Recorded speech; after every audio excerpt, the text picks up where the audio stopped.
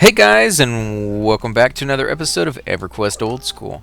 And I am here with Thum, and we are over in BlackBurrow, and I am playing my level 5 Shaman, and Thum is playing his level 4 Warrior. Now, if you guys watched the last episode, you saw that we found basically a false panel floor, a fake floor, a little further into the zone, and it was pretty cool. I mean, yeah, it sucks that you fall through it, but it's really cool when you can learn something new about a zone that you never knew before. And we'll show you where it is real quick because it is something you kind of want to be aware of, and you don't want to go in there unless you're planning on going down there for a reason. I don't know why you would use this route, but if you come over here and you go into this little tiny room, you will fall through the flooring, and chances are gonna get killed, and your corpse will be really, really far away. And so what happened here is Thum ran into this little area down here and died, and then had a little bit of a lag issue when he came back up and was trying to find his corpse again. He followed a mob that we were fighting down into the water, and basically what that was is just either his side or the server side lagging a little bit and showing you something that the game itself isn't actually doing. And so you'll jump down after it thinking all the while that you're fighting it. In reality, somehow it magically appears back at the top of the surface fighting your group, and people are like, why did you jump down and get killed? Because usually if you jump down on something like that, you're going to be down there all alone, and there's usually a couple mobs down there, and at a higher level you can't kill mobs by yourself for the most part unless you're, a very specific class like a necro or something. Because I'm a noob. Yeah, we all make mistakes like that. But not too big of a deal. But like I said, ZK kind of showed up, and he buffed both of us up, and he actually gave us some new stuff, which we kind of want to show off because, man, it's been making a huge deal for Thum there. His weapon for a tank in general is just so important, and this is the weapon he gave Thum right here. It's Shield Storm. It's magic item, lore item. Primary is two-handed slashing, attack delay 43. Damage 22, AC is 15. It's not too common that you will find AC on an item, but when it comes to two-handed weapons, sometimes they will do that knowing that you will forgo using a shield in order to use a two-hander, and so they're kind of giving you what you would normally have for that shield in general, just because they're trying to be nice to you in some way and make it equal to somebody using a one-hander and a shield at the same time. You also get the effect Spirit Armor. He won't be able to use that into a much higher level, but it's still nice to have that there. At some point, he probably will. In fact, he probably will still be using this weapon at that level. It's a really nice weapon. And then, of course, it adds 5 strength, 10 dexterity, and 10 to agility, plus resist to fire, disease, cold, magic, and poison. And it's only good for a warrior and a paladin. Races are all. So that's pretty cool that now he's hitting for so much more. We're able to kill creatures that were just out of our range. We were not able to do it at all. And he gave me as well a couple stuff. He gave me this this mace and this book of rings. Not a mace, but the Mudman Enforcer. It's 8 damage, 20 delay, 1 hand blunt, 3 strength. Pretty nice. I mean, you don't really need too much strength as a shaman. I understand it's more about like your wisdom, and I guess stamina also comes into play because at times you do want to be able to have a bigger pool of life to draw from when you're using your cannibalized stuff.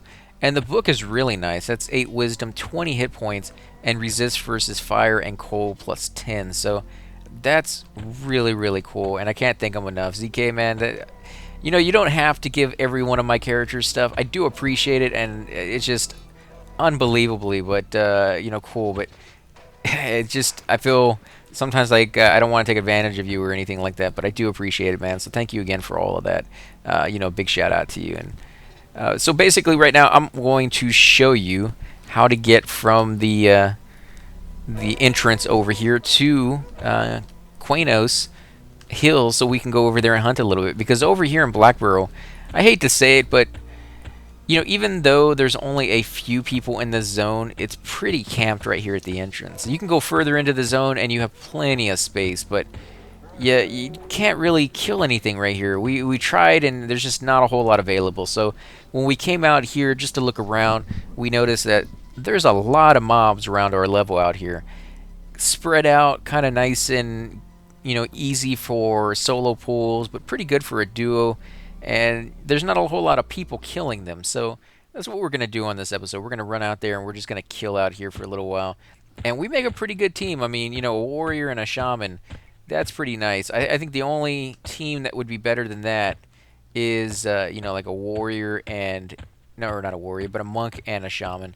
I think those duos are just insane with the damage they can do at later levels.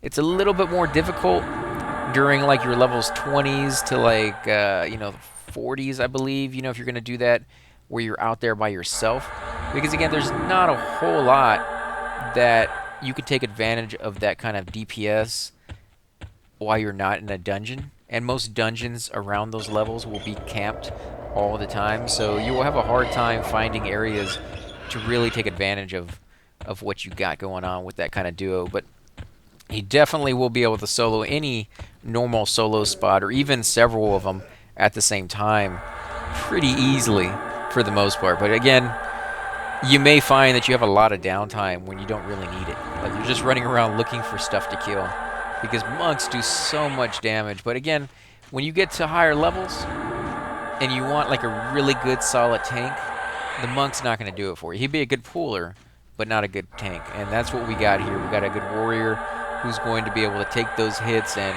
when even on raids, you want a warrior to take that brunt of the force, because he's always going to be able to take the hits so much better than anybody else.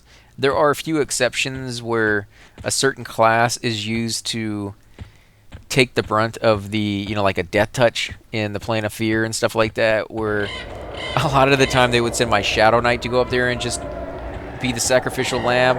I know they do that to rangers all the time. They'd be like, you go up there and take the hit because you're the one class we can kind of do without, basically. It's mean, but I hate to say it, but it's kind of true, because I hate to put any class down, but rangers really don't do that much damage compared to, say, like rogues or wizards. And they don't do nearly as much healing as, say, a cleric or even a paladin. I think it can out-heal them. And they really can't take damage either. Yeah, I feel sorry for picking on them, because they're a fun class, right? And they're actually pretty good. And I know a lot of people who play rangers know the stigma that comes with it and all the bashing that goes along. And they usually are really, really good players. Otherwise, they just don't do it, because being bad at a ranger is just like a double negative that would really just, you'd never be able to find any groups. It'd just be a horrible experience. So on average, most of the rangers you meet will be, very, very good at playing the game. But it's just, compared to other classes that have so much more to offer, they will at times be sacrificed for the greater good of the group or the guild, the raid that's going on. Because that harm touch that Shadow Knights get in the plane of fear, I forgot who's the mob that has it, but he has a death touch, and that basically means what it sounds like, that whoever gets hit with that is dead, like right away. And I do believe that it regenerates after a certain time, so if you death touch and then don't immediately pull him again, yeah, Interruck, the god of hate.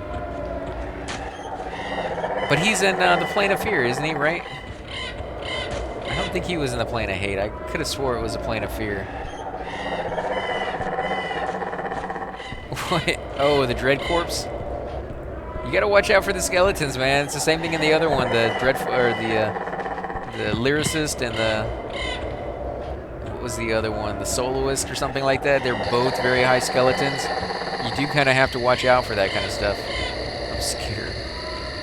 Now, just stick with the common mobs we're used to, or you can come over here by the zone entrance, and if we do get into trouble, you can kind of run to the guards. Now remember, these guards are not very high level. I do remember, yes, I think, no, let me count him again. I think that was the rat. Yeah, he's red. I do remember them dying, though, from on occasion. It could just be that I remember people camping them, and I think that is a thing. I think people come over here to kill them. I think I did that with my Shadow Knight just because I felt like it. Like I wanted to come over here and kill off some good guys. Because occasionally these guards, or any guards in general, will drop some amazing loot, like fine steel armors and weapons and stuff like that. And it's, well, not armor. I don't think I've ever seen fine steel armor. Have you? I know they drop weapons quite a bit. Yeah. But I think it sells for like 12 to 13, 14 platinum a piece, so not too bad on the price. And you know, if you can kill one every 7 or 8 minutes, that is pretty good cash. Like, you're not going to find better cash than that unless you're killing over in the Wrath Mountains, and you know, you're just getting anywhere from 1 platinum to 100 platinum off each one of the kills. That's a pretty rare spot, and it's usually camped. Not very many places at higher levels, or even at any level, that you can earn that kind of cash until you start getting to rooms that drop really good loot. And even then, it's not like hard cash that you have that you can then go out and buy stuff with. It's an item that then you have to either trade for something else, or you know, sell it at the East Common Tunnels, which can take quite a long time to do sometimes. I mean, some items sell really quickly, and some items that you would think sell really quickly, if you have it marked up too high, kind of come down in price. You'll sell it a little bit faster, but yeah, if you're looking for close to top price, or even just almost sometimes reasonable prices, it may take you 8, 9, 10 hours of sitting there. And so you have to decide, do I want to go kill, you know, the giants in Wrath Mountain for the cash, and then I'll just have straight up platinum, or do I want to sit there and, you know, camp a creature who drops, say, like the FBSS, the Flowing Black Silk Sash, and get that item, and then be able to sell it for probably 3 or 4 times the amount of money you would make from killing those giants. But you have to go do that, and some people don't like selling. Some people hate that. There will usually be people over in the East Common Tunnels, though, that will be more than happy to give you a lower price for the item in exchange for a speedy payoff. And then they will sit there themselves selling whatever other items they're selling, and then make, you know, maybe 400 or 500 extra platinum off of your sale of that item, just because they were willing to wait a little bit longer. So it's really just how much effort you want to put into it, and where you want your time to go. Again, if you're one of those people who only play, you know, once a week, or, you know, 5 or 6 hours every 2 weeks or something like that, then you probably don't want to spend 8 or 9 of those hours sitting at the East Common Tunnel. And again, if you don't do that all in one sitting, you may have to do that for longer than that. If you sit there for an 8-hour period, chances are you'll sell it if it's all in a row. But if you do 1 or 2 hours here and there, and then come back and do another 1 or 2 hours the next day, you may sell it quicker, or you may not. Oh crap, we got a grizzly bear. Oh, he's red. I'm running this. Holy crap, he's kicking the crap out of me. Where's the entrance? Oh my god. Yeah, you gotta watch out for those grizzly bears. I think Thum got jumped by one of those earlier. I'm not sure if it killed him, but it got really close. There's the entrance over there. Let's see. And I am cheating. I am doing the little side scroll, mainly for the fact that we are incredibly far away from where my buying point is right now. I do not want to die and have to run all the way back here. Oh yeah, yours was rabbit. Did you die from it? I couldn't remember if you died or not. I know it was close. Almost, yeah. This guy is rough, man. He was taking off a bubble of my life per hit. Now, granted, I'm a shaman and not a warrior, but even if he was taking half that amount per hit, that's still pretty wicked for our level. We're not doing nearly enough damage, even with the weapons that we have, which are amazing. Yeah, 30%, that's harsh. Like, that is way too much. 3, 4 hits, you're dead, depending on how you started out in that fight. And I'm just going to zone this. I'm not even going to wait for the guards to kill that. I don't know if they can. That's pretty rough for even them, I think. Let's get in here. And for those of you who have not been in this town, I will do a video where I show it off. I come in here and show like what all the NPCs are selling and any quests that they have. I do know there's the Null Fang quest over here in Surefall Glade. It is a pretty cool zone. I do like the way it looks. It's a zone that a lot of people will get very accustomed to using, but again, it is kind of off the beaten path, and you know, you just have to remember that there are other zones that you'll probably use more often. You know, like Freeport and Quanos, pretty common, pretty common destinations for 90% of the people in the game.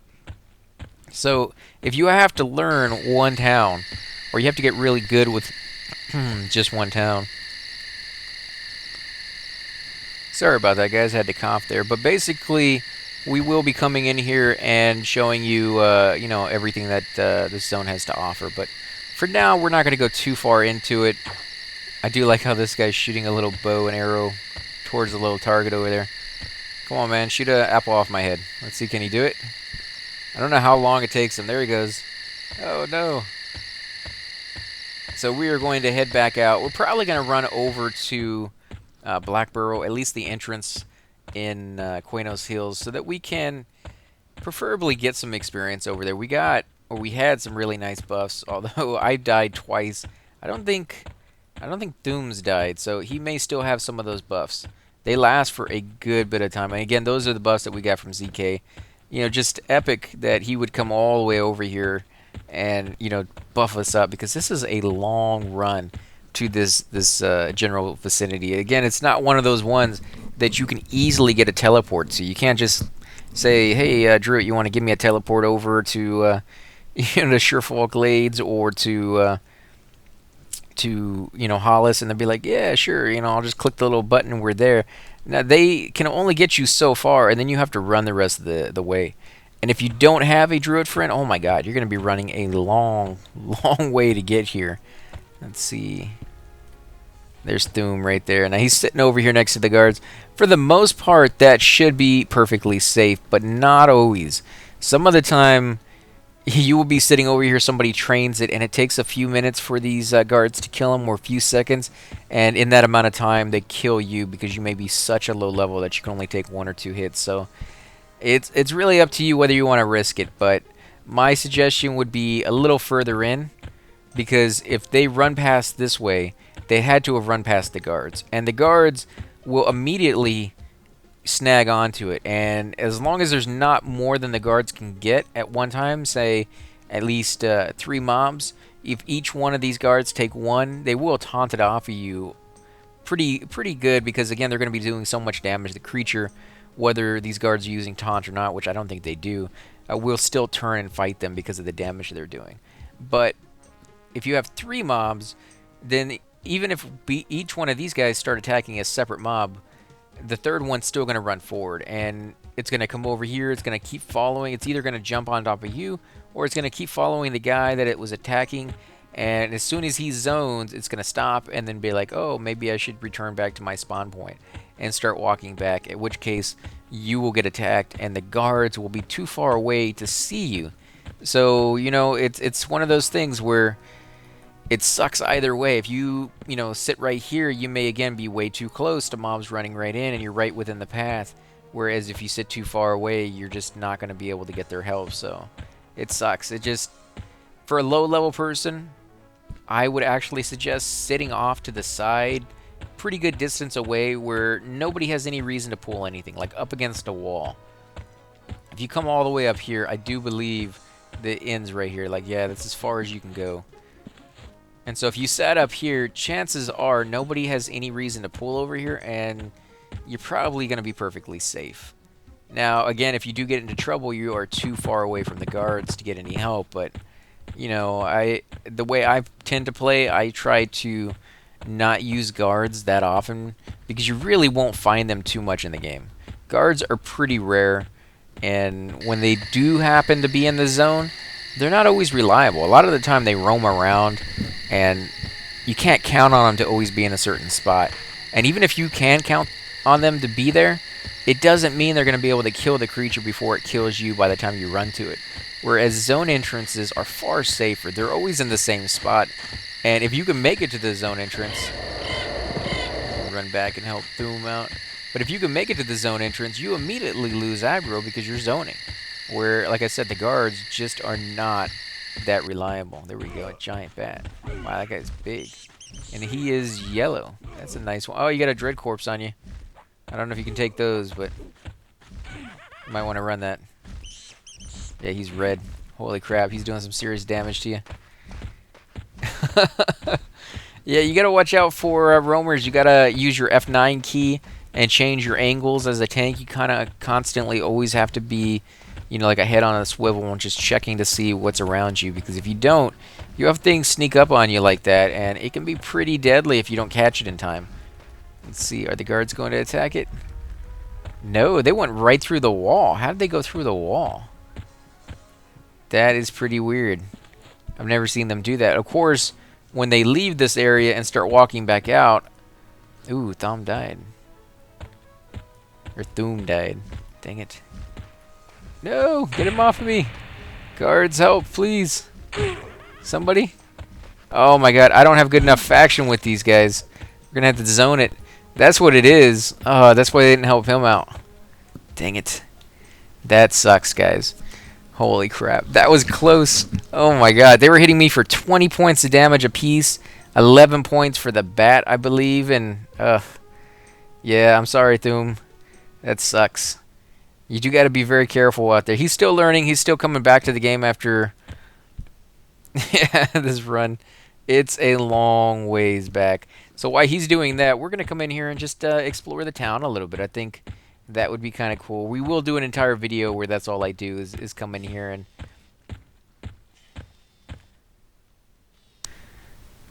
Sorry about that, guys. Phone call on. I don't know who it was, but we didn't answer it, and hopefully they will go away and stop calling. Because not a number that I recognize, and I don't answer numbers I don't recognize. So we are going to come in here and check out the zone. Like I said, we will come in here at a later date and make sure we explore the entire region. And I show you everything there is to know about the zone as far as everything that I know. There's really... I can't think of any way to tell you everything about a zone. Every time that I come back with a new character, I learn something new about the game. And as you get higher and higher in level, you'll find out new quests that you're like, oh, I completely missed those when I was, a newbie, when I could have really done them and gotten a really cool backpack or something along those lines. And yeah, it kind of sucks that you don't know everything when you first start off, but you will, pick it up as you go. And this guy has some, it's not the greatest stuff, but it's rusty weapons and stuff. What is this? Whittling blade. No, that doesn't even do anything. Let's check what these guys have. And they're triplets, apparently, all three of them. That's kind of weird. They usually... Oh, where we go. Burst of fire? Ranger and druid spells. Camouflage. Paladin and shaman. So they do have some... I don't have to go all the way back home to buy my spells. I can come over here and get some. Although they're probably not all here because this doesn't really look like a shaman area. It looks like more of a ranger druid area that happens to have a few shaman spells every so often. Yeah, that's what it is. Let's see, what does this guy have? He has some backpacks we could get. He has an axe. What's an axe? 6 damage, 31 delay. That's not too bad. Got some arrows for 8 copper apiece. We do need to get a bow for our tank. What about fight arrows? What's the difference on those? Arrow does 1 damage, 0 delay, and the other one does 1 damage. Yeah, but the range was different. It's 150 to 25. So there's different ranges. Oh, there's a hunting bow here for 2 gold. So we'll go ahead and buy that for our friend there. And then we will buy him some arrows. How much? Oh, there's a longbow. I should have looked at this before I bought it. That one's 3 platinum. I don't know about the longbow. 8 damage, 51 delay. 5 damage, 43 delay. So this one has a shorter delay. 50 range. This one has 100 range. 100 range. 75 with 13 damage. These probably all suck, and you're probably looking at it like, don't even waste your money on that stuff. Let's see, what is this one? Well, we'll start with something simple for now, and we'll go ahead and get a quiver so that he can use that. Wow, 1 platinum for that. Did he buy it? Oh, yeah, you know what? They can't put it in a backpack because the quiver actually counts as a container. That's what you put your arrows in, so we will go ahead and buy some of the cheapy arrows for now. Because if you got the platinum to burn, you can go ahead and buy some of the better ones, but You know, you might want to just start with some of the simple stuff because you're going to be using it on pretty low level creatures in the first place. You don't need to go all out and, you know, get the top of the line. Again, unless you just have tons and tons of platinum. And some of you guys actually do. Some of you guys have quite a bit of money on your characters because you've been playing for a long time now. And there's nothing wrong with that. If you've earned that cash, you should be able to use it however you want. So I don't see any problem with you giving it to a lower level character and, you know, just going to town on everything there is there because you're so tweaked out just for pooling. Yeah, I mean, yeah, this is exactly what it's there for, but you know, you're going to go through it pretty quickly even just as a pooler because you'll be surprised how many mobs you pull at a given, you know, group or something like that, and you just be like, crap, I went through like 800 freaking arrows in the course of like 2 hours.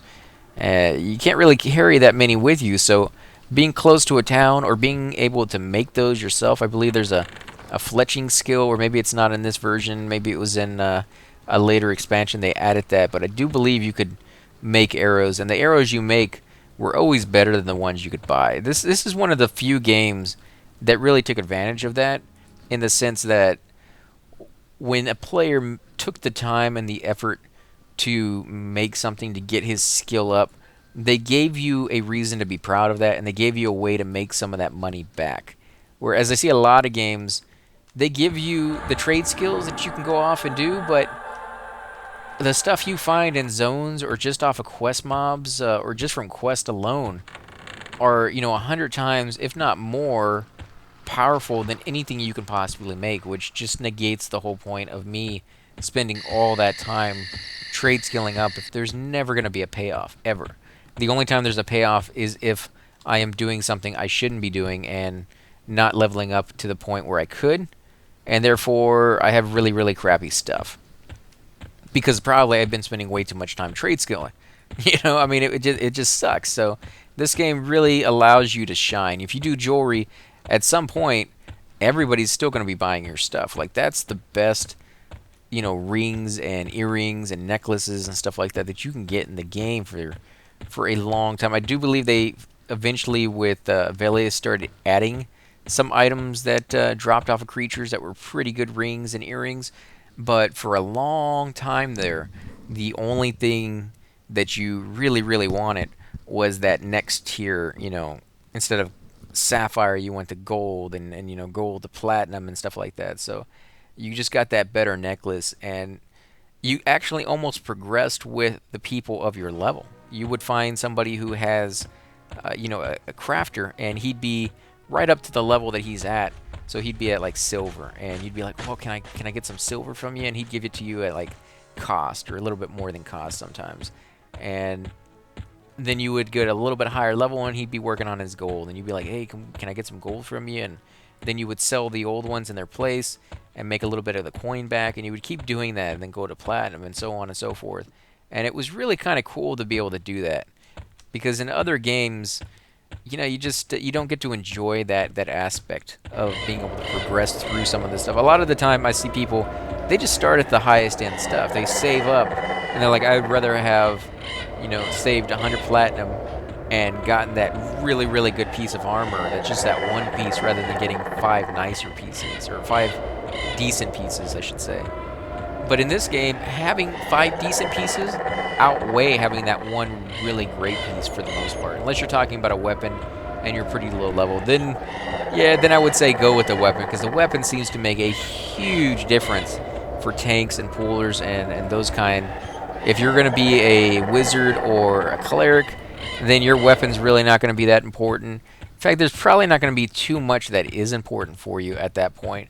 Granted, the more wisdom you have, or the more intelligence you have, the more power you're going to have, but it's really not that big of a deal to the point where you're going to notice a huge increase with one piece of armor. I mean, yeah, if you have 5 or 6 or 7 decent ones, then you will probably start to notice a difference, but one fantastic piece for a cleric or a druid or even a shaman probably is not going to make that big of a deal. Shamans might be able to get away with it because they do still melee. I've seen people all the way up into like their 30s or 40s still meleeing with their shaman, so that could be interesting to get a really good weapon. And I do believe there was one that dropped over in, was it the Lake of Ill Omen? No, where was it? It was over in Canark somewhere, and it was a really, really rare spawn. And he dropped the spear, and the spear is really nice for shamans. And I remember my friend got one just by happenstance. He happened to be over there when the mob was up and they killed it, and he happened to be the only shaman there, and he got this incredible good weapon. And then it wasn't until after, because the zone had just come out and we were all exploring it with all our guilds and stuff, and it wasn't until after several weeks had gone by that people started to realize that, hey, that is a really rare spawn. Like we've seen it happened right away, right as soon as the server came up and you started going over there, that weapon dropped. So people were like, oh, okay, maybe it's not that big of a deal, right? It dropped right away. It was the very first thing we saw. And then you just never saw it again. That creature just never wants to spawn, no matter how many times you kill it. And of course, people will take into account, they're like, well, maybe there's a trigger that we're not aware of. Like, you have to go kill something on the other side of the map, and you got to clear out all these mobs. Because sometimes it wasn't just kill one creature and something else would spawn, like kill the placeholder and he would spawn, or kill the trigger in another room and the guy would spawn. Sometimes it was killing all the specific types of creatures, like go out and kill all the bears in a specific spot, and then you will have a chance at spawning the mother of all bears that comes in there and kind of wrecks you for messing with their cubs and stuff. But it wasn't always that straightforward. Sometimes it was very, very convoluted, and you had to kill you know specific creatures. Buy me a stack. I'm right over here in the same zone as you. I'm right at the entrance waiting for you to get over here. I'll buy you some when we get over there, though. Let me see if I can heal him up from here. You gonna zone him? Yeah, probably. That'd probably be the best thing. I don't know if you can take those on without a weapon. Especially not without your good one. That weapon is just amazing, though, guys. But I think we're going to go ahead and end the episode here, guys. Again, we want to thank you for watching. If you do enjoy these episodes, please hit that like, subscribe button. I do apologize again for all the interruptions during this episode. I thought about wiping it several times and starting from scratch, but, Thome told me that it wasn't as bad as I thought it was, so you guys will have to let me know. I think it was pretty bad. But, again, guys, thanks for watching, and I will catch you next time.